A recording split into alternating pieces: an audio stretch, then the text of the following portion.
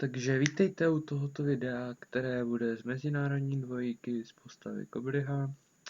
Bude to splachování, bude to krátký video, takže pouze spláchneme a ukončím tohle video, protože mám v plánu natáčet ještě další videa, které by měly vyjít tak do 2 dnů, jestli to stihnu, jestli se do toho vejdu vůbec.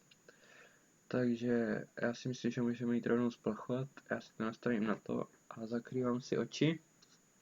3, 2, 1.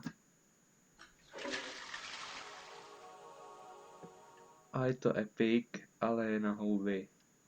Škoda.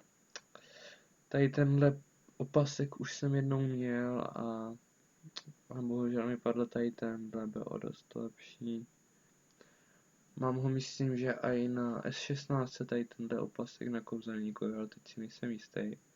Ale na tady téhle postavě to je tak, že mi každou druhou auru padne epic.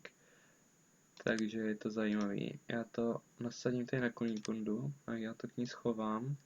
A zítra to asi spláchnu.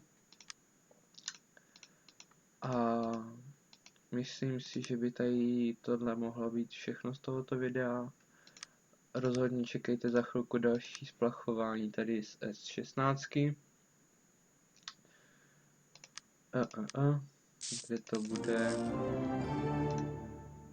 A tady bude splachování přesně za 2 dny.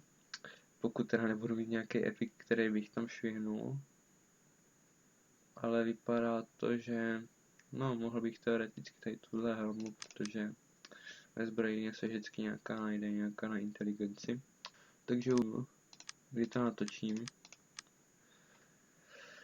Takže tady tohle by mohlo být z tohoto videa vše. A já se na vás těším u dalšího videa, které půjdu natáčet za chvíli. Takže zatím čus.